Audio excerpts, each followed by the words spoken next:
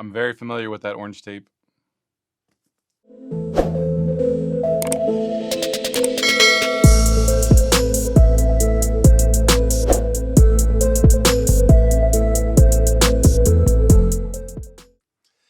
Welcome to Man Cave Media. I have a quick video today for you guys. Sorry I'm not posting on my normal day. Usually I try to get videos posted up on Sundays, but I've been really busy around my house, and because of what time it is that I'm recording this video, this won't go up until Monday. But nevertheless, I think this is a good one. It will be kind of short but good, I should say. Tragic backstory really quick. Today we are looking at a 5th gen iPod video that has been heavily modified and purchased off of eBay. And tragic backstory really quick. I currently own 2 5th gen iPod videos. This one is in its original state from 2005. I don't modify this one. It has the hilariously small battery. It has the hilariously inefficient spin drive and all the weight that comes along with it. And I love it. It reminds me of a simpler time.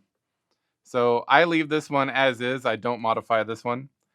I have a second one that I bought off of eBay years ago that was heavily used. Like heavily used. And I replaced the faceplate. I replaced the back shell. And I installed an iFlash SSD, and I also added a much larger battery and a Bluetooth module. So with all of that, recently when my family and I went on vacation for Thanksgiving, I was charging this guy up and getting it ready to go like I normally do. This is normally when I use my iPod is when I go on vacation. And there were really bad like artifacts on the screen, and it wasn't performing very well. And so I decided to just leave it be, and I didn't take my iPod with me on vacation. And when I got home, I opened it up, and I noticed that the connector for the screen on the motherboard is flaking away, or crumbling away, I guess I should say. The iPod, when I bought it, was in really bad shape. It was heavily used by whoever I bought it from. I didn't even keep the original shell because it was in such bad shape, or else I would show you guys.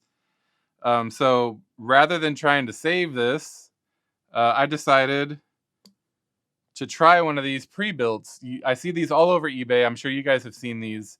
They're clearly from the Chinese markets, and I counted at least 12 different sellers that were selling the exact same thing. All different colors, all different combos, color combinations, and storage options and things of that nature. And so I decided to try it out and see how they were. And it will save you a significant amount of time if you wanted to mod an iPod, but you're either, you don't have faith in your skill set, or you don't have the skill set, or you don't have time to do it. This might save you some time, but I want to see just how good, these things are. In this video, we're just going to unbox it, and I'm going to check this out. I'm going to charge it and throw some music on it and see how it performs. And then I'll make a follow-up video where I'm going to open it up and see what kind of storage they use inside. And then I'm going to transfer my iFlash kit over to this, as well as my larger battery and Bluetooth module. And it will be my replacement rather than try to save this guy. But that being said, let's go ahead and get this out of the box, shall we? And check it out. All right, longtime subscribers of my channel, you are familiar with this orange tape. Anything that comes from mainland China is mummified in this this orange tape that smells very chemically. So all the replica sneakers I've ever done on my channel came mummified in this stuff, so I'm very familiar with it. Let's go ahead and get this out of the box. Oh, that's interesting. So first we have a standard issue wall wart. It does have an Apple logo on it. I don't know how much I trust that. But nevertheless, this will go right to the donation bin. Not because I don't think it's going to perform, or not perform, I should say. I worded that wrong. Not because I don't think it won't work. It's just I have so many other chargers, other USB chargers around that are better than this guy. So I will donate this and not leave it in my house. Not keep it in my house, I should say. moving on. This makes me happy. This is very interesting. I wasn't expecting that. So they appear to be reproducing the original box from 2005. My original iPod that I bought in 2005. And yes, I am proud of how well I've kept this thing, my old 80 gigabyte video. But this original iPod came in this exact box. I think it was a little bit thicker, maybe ever so slightly thicker. Maybe I'm wrong and I'm remembering it incorrectly, but it did have Captain Jack Sparrow on one side and Red Hot Chili Peppers on the other. And because of Captain Jack Sparrow, they were, or I should say, because they were advertising the video capabilities of this iPod, that's why they had Captain Jack Sparrow on this side, because this movie was huge at the time. And so they were advertising the fact that you could put movies on this and watch movies. So that's cool. I like that they're reproducing this box. I know they're doing it to probably try to scam some people into thinking that it is a legitimate Apple product. I understand that that's why they're doing it, but for me, I know that that's not the case, and I know that they're just reproducing the box, and I appreciate it because it gives me all the nostalgia feels. But anyways, on with the show.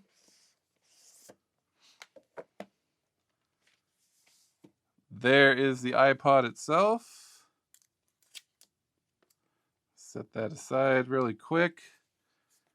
See what else is in here, because I do. Oh, look at that. The glue is failing on their reproduction box.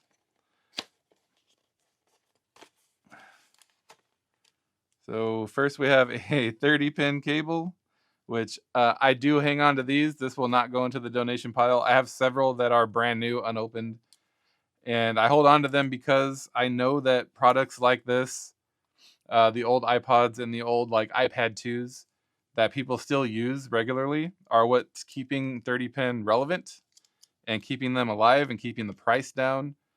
But I know eventually this is going to go away and 30-pin will be impossible to find. And when you do find it, it will be expensive.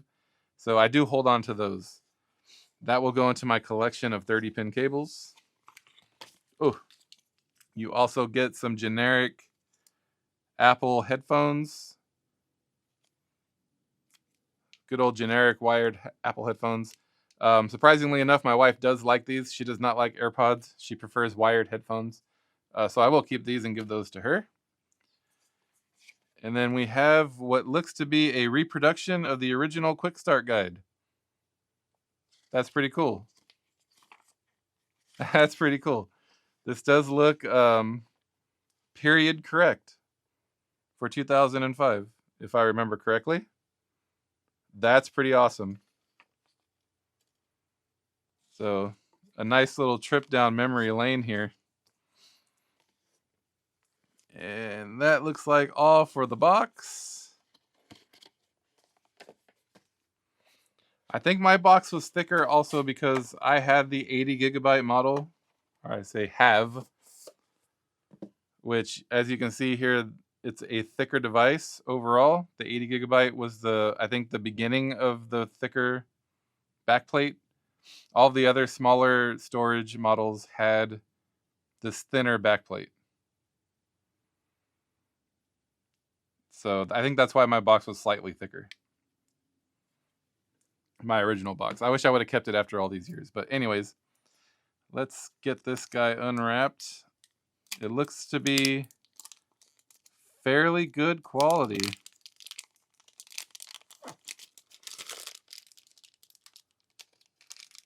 I'm really liking the faceplates. I chose the clear faceplate with the red click wheel because I was thinking about changing this faceplate to clear on the one that broke. As much as I liked my my black and white theme, I was thinking about switching it to a clear with a red click wheel. So I wanted to buy something that I would use anyway, even if this ended up being a flop and I was just harvesting parts off of it. But so far, so good. Let's unhold it and see if there's any charge on this guy. And there is. Nice faint little Apple logo. Hey, look at that. we are met with a iPod OS welcome screen. It's got about half battery life on it. Let's go through the setup. English. Oh, that was it. All right. So it looks like it's functioning pretty well. The click wheel's working. Anything preloaded in the, let's see. Nope.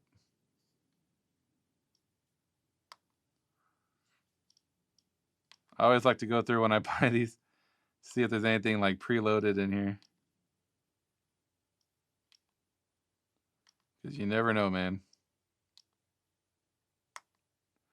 No, I don't like that. So the menu button on the click wheel is on the stiff side. Giggity. That's a little bit concerning, but other than that, it seems to be okay. Let's go into settings here, and about has 119 gigabytes free. It says model MA446ZP. Software version 1.3. So, yep, zeros everywhere. There is nothing pre-installed. Let's test out the 30-pin cable that they were nice enough to provide.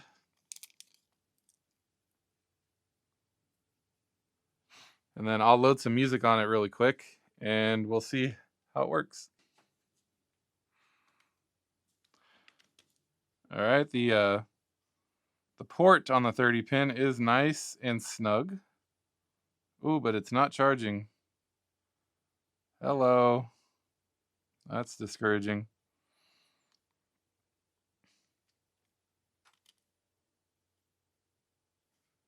Yep, it's not charging. Oh, that sucks. Ay, ay, ay. I was hoping for a trouble-free... Hold button works, no problem. I was hoping for a trouble-free experience here, but this guy is not charging. Let me grab a different 30-pin, or let me try the wall wart that they gave me. Maybe it doesn't like my surge protector here. Let's give that a go.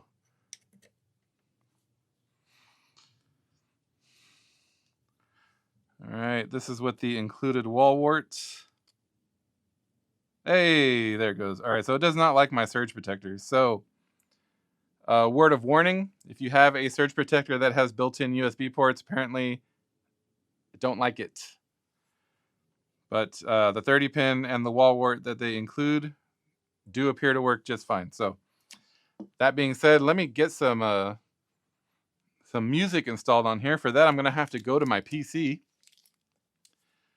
That's where all my purchased music is. And if you guys know about that iPod Life, the old ones used purchased music only. So BRB, AFK. All right, so normally on my iPod I use Rockbox.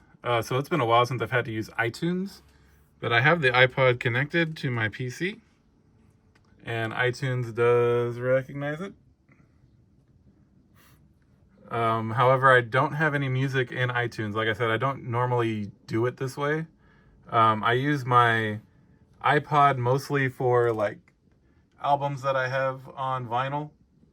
I have a USB turntable and I convert them to MP3, and that's what I load on my iPod usually. But so for this, we're gonna have to add some music into iTunes here, and I just need to remember how to do that because it's been a while. So stand by.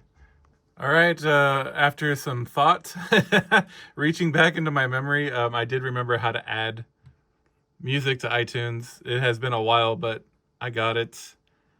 So I'm going to transfer some songs over to my iPod here. Hang on, let me, I don't want to be too picky, but there we go. Got some Beastie Boys. All right, I had to set it up as a new iPod. These are steps that I haven't done in years. So I was a little bit, hazy on the steps I needed to complete. But anyways, I got it set up now and I got a song added. So let's go ahead and eject it and check it out, see how it plays. All right, getting music on this thing was a nice little trip down memory lane. That was interesting. But let's go ahead and connect some headphones to this guy. See how she plays. These are the included headphones.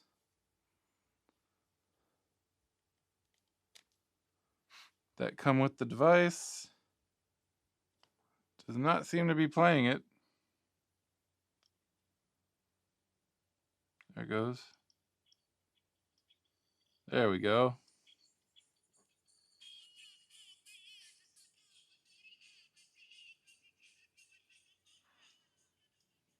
Ugh, the headphones sound terrible.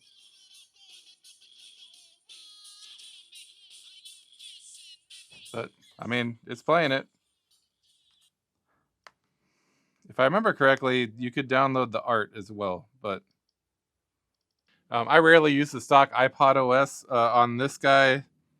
Like I said, I have Rockbox installed, and that's usually what I use for my iPod. I do have the original iPod OS on this, but I rarely use this guy. This is mostly for nostalgic purposes. Is why I keep that guy around. So I had to kind of relearn how to use the stock iPod OS. So out of the box, it does perform really well. It looks great. They did a good job putting it together. And a few hiccups on my part trying to get it to connect to iTunes and get some music on it. A few things that I forgot how to do because I just don't use iTunes anymore. So it does perform as advertised. They did do a pretty good job putting it together. I say pretty good. It's really nice actually. They did a good job putting it together. And so far, so good. So please smash that like button, hit that subscribe and notification bell because I will make a follow-up video for this where I'm going to transfer all of this cool stuff, my iFlash kit, my Bluetooth, my larger battery. I'm going to transfer all that stuff to this device, and this is going to be my new main iPod. But that will be coming soon. Look for that in the coming weeks. So if that's something that you want to see, like I said, please smash that subscribe button and hit that notification bell so you'll be notified when I post that video. All right, so for those of you who are interested in this device, I did find this on eBay. The seller is MeLove99. There are I think I counted 12 identical sellers on eBay right now that are all selling the same thing. Different color variations and different storage variations. I opted to go with the 128 because that was the cheapest SSD you could get.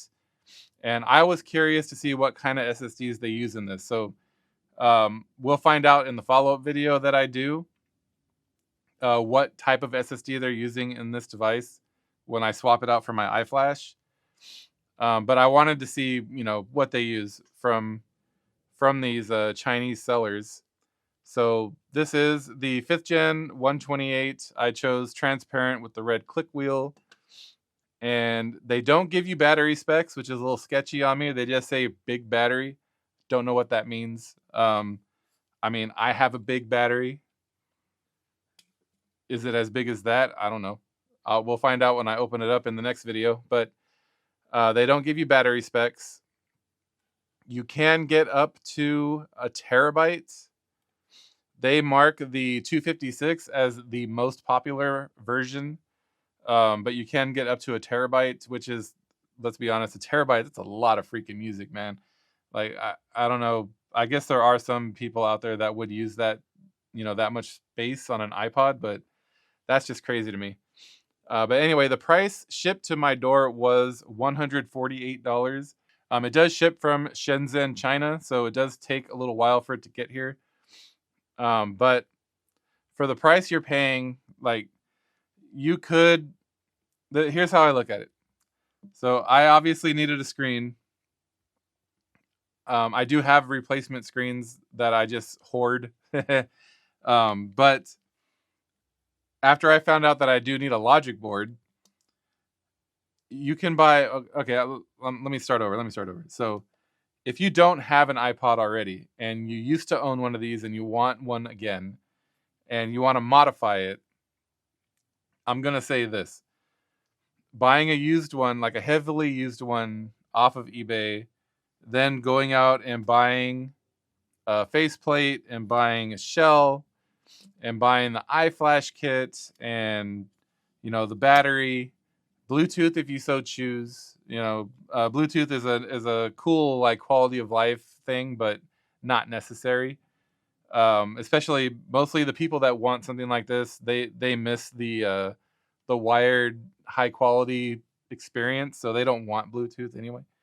But anyway, that being said, you can't do all of that for the price of this. So you can buy this already done with an SSD, sync it up with iTunes, and call it a day, and just be done with it.